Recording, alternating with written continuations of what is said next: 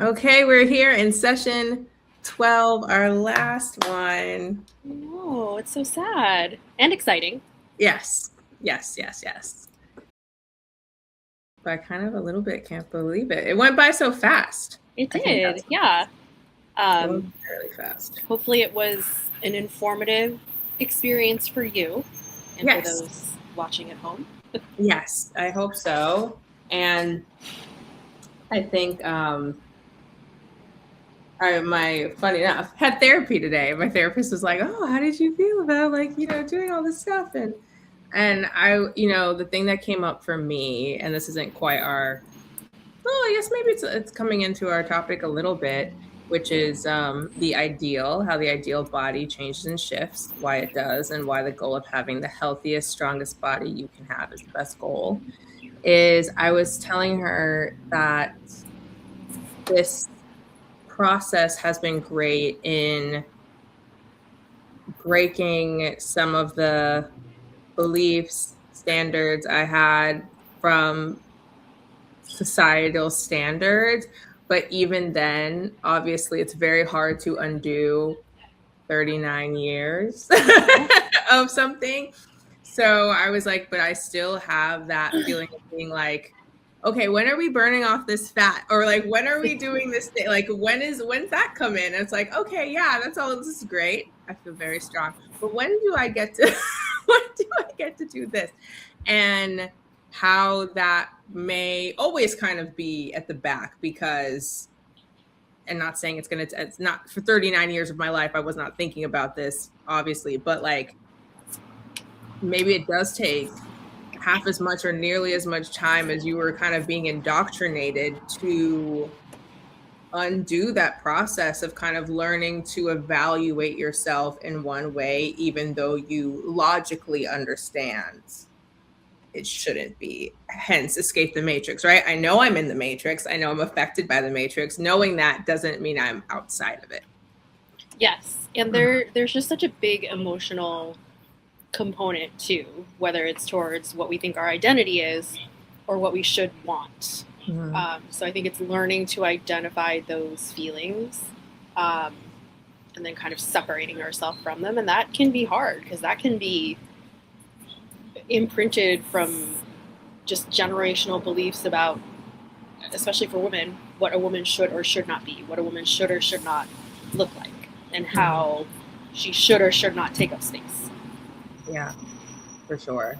But we'll come back to that. But on the food front, on my nutrition front, I feel like I'm now also better at like and you said this would happen where I'm going to be more able to look at food and be like, okay, I know how much this is. Like when I put it on my plate, because this past weekend I was at a retreat. So it wasn't me making my own food. It was me just like, okay, I'm at this buffet stand or being given dinner. And I was like, oh my gosh, this tracking is going to be so much harder. But then I realized, I was like, oh no, I can a cup of rice. I can X amount of whatever protein. And I was kind of like my first test of doing that, Yeah. I guess, outside. So I was just like not sure of anything a little bit, but it was like, oh, I think I'm actually kind of my ability to just eye it is better. And I kind of came home and was like, okay, did you mess up? Like, because I was almost like, oh, maybe you overdid it on some things, and how's it going to be reflected on the scale? And I was like, oh no, you were able to evaluate it pretty well just off of like what you know and what you've been doing.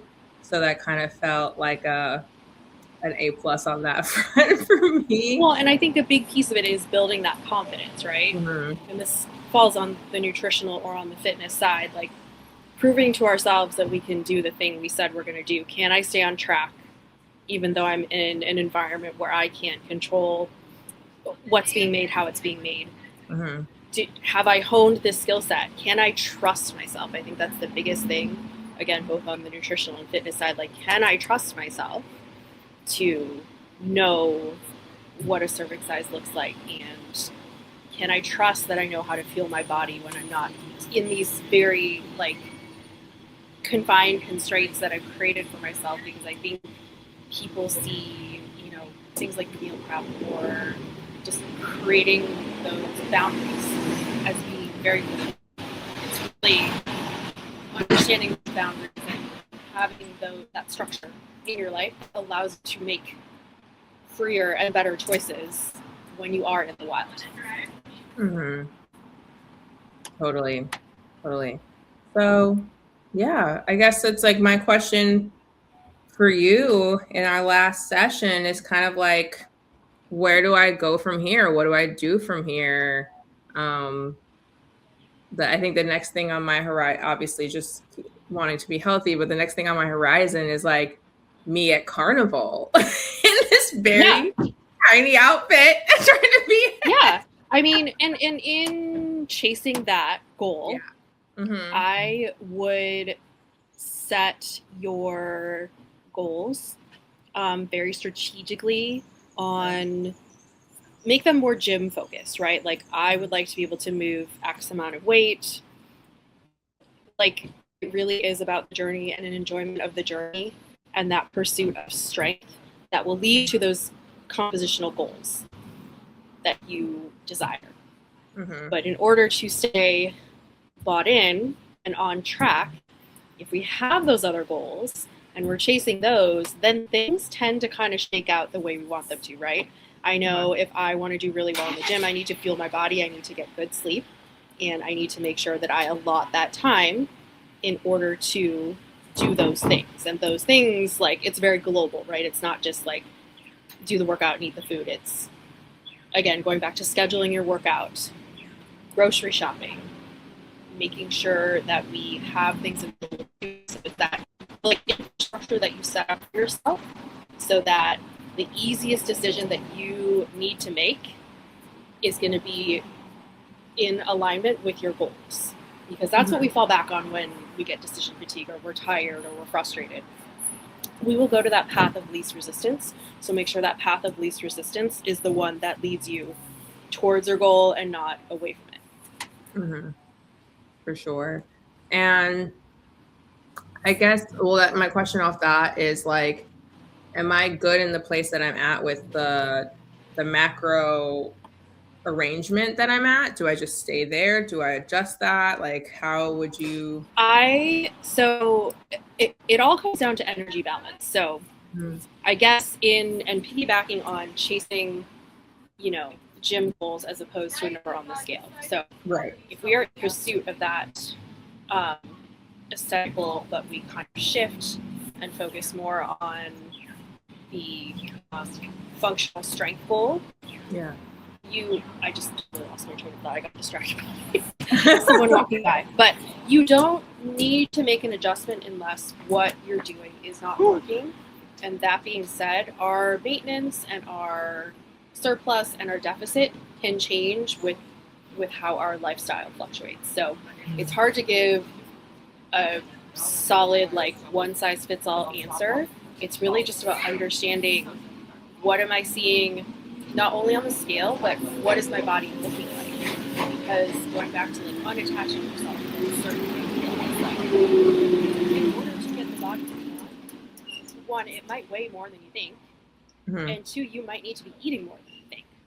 So, am I still performing well in the gym? If I'm under fueling, is that affecting my ability to push hard? And then, therefore, am I limiting my ability to retain the lean muscle mass that I have worked very hard to achieve and that I then want to reveal by being in a slight deficit? Because if the muscle is not there when we do lose weight, we're probably not going to have the aesthetic that we want. Right. So understanding, like we talked a few calls back about having multiple touch points. Progress pictures are a really, really great touch point to have when maybe the scale isn't moving, but we can see the changes that are happening.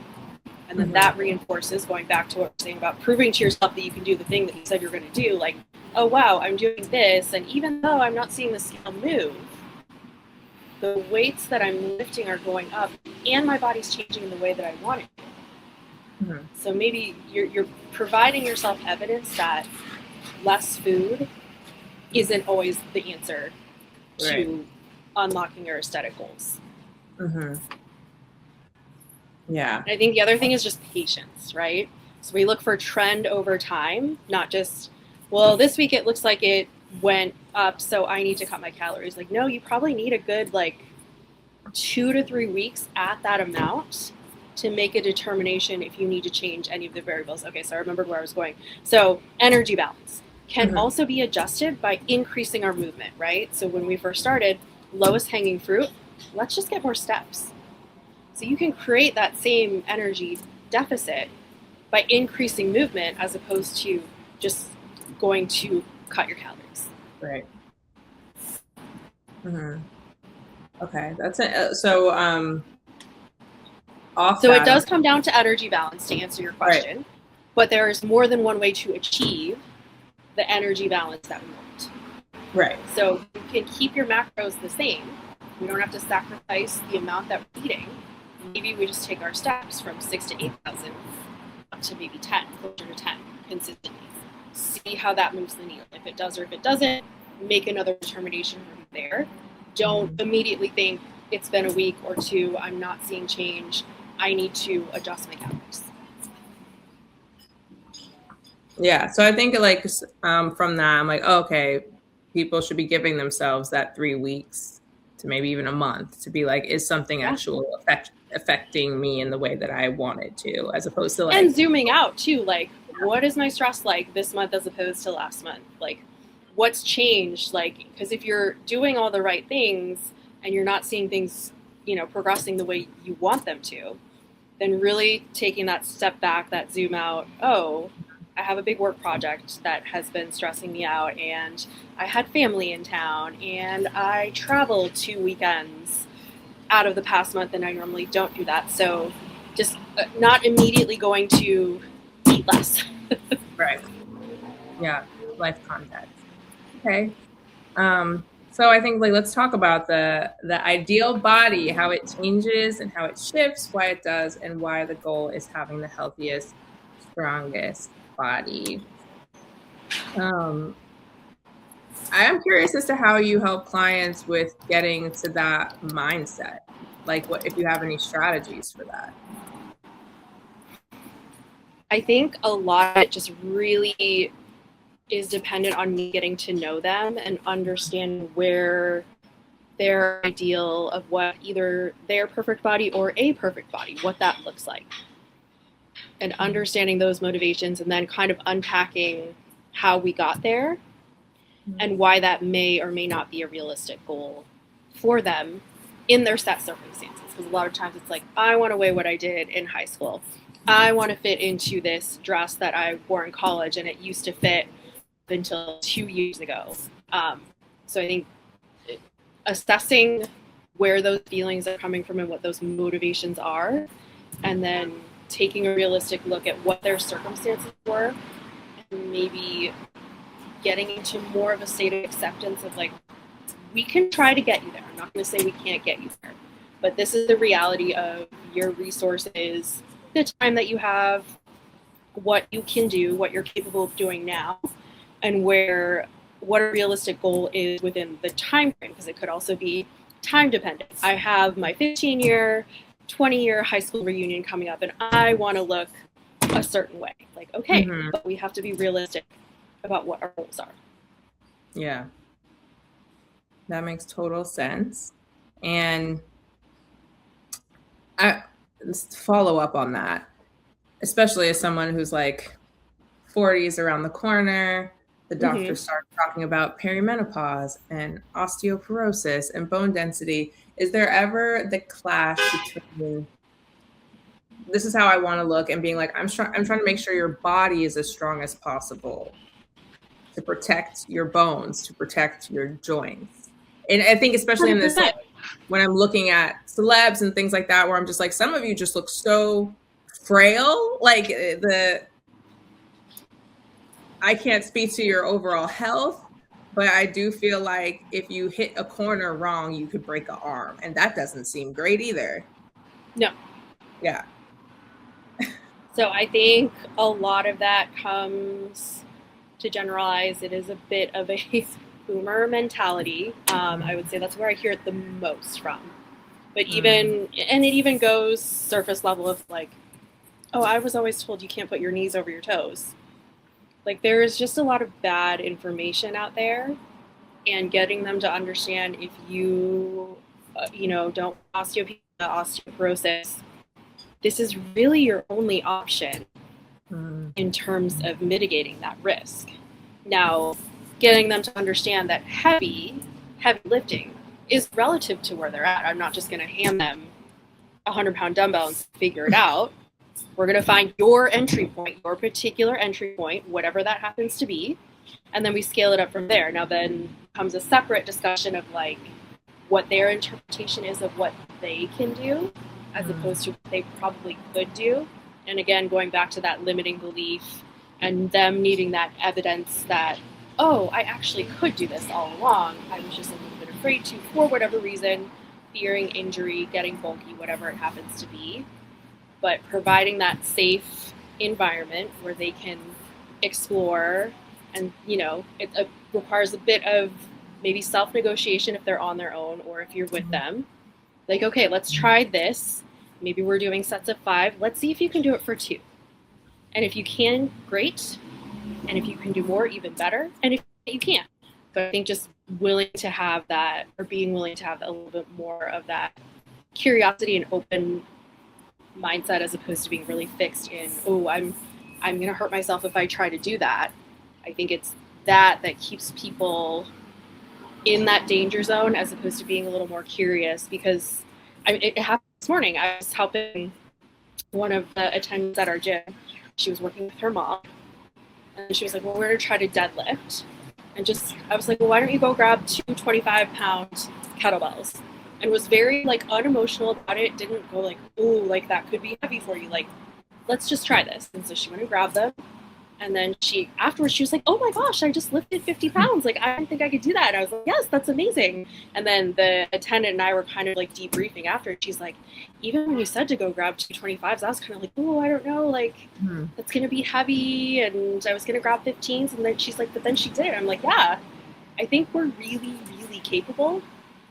It's very constrained into whatever context we see ourselves in. Yeah. Because I'm sure there are instances throughout your day where you're lifting something that's at least 25 pounds. Yeah. And you just don't know. Luggage on an airplane is probably the most common example of that. But there are instances where your body has to express a certain amount of strength or force. But when it's in the context of weights, it then becomes very, very scary and very unfamiliar. So providing that space for people to explore and then give themselves that evidentiary proof, oh, wow, I can do this. And then they have buy-in to try something that's a little bit more challenging the next time. Yeah. And I think that also is just maybe a easy way of countering what we're seeing in the media, right? Where it's like your body can do these things, and when you fuel it or exercise it in a way to allow you to keep doing things that are very normal, that is not anyone trying to turn you into like, I don't know, a bodybuilder. It's just Well, it doesn't happen by accident. Like, if you ask any bodybuilder or anyone with a substantial amount of muscle mass, male or female, they worked very, very hard to achieve that look of, and you could even look at it as a male or female and say that looks bulky. But I guarantee if you asked them, they would say, no, this did not happen by accident. This was very dedicated work over a long period of time with very specific nutritional parameters. Yes.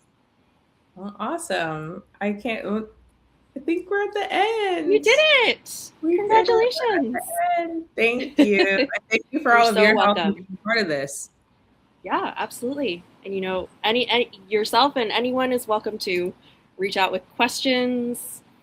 They want clarity. Even if you want to, start a fight, you can fight me on anything that I'm happy and open to feedback. And that's how we learn and grow and get better. And I'm not the be all end all of coaches either. So I can also learn and get better. Awesome. All right. Well, that's it. Our last one. Thank you, Taylor. You're very welcome.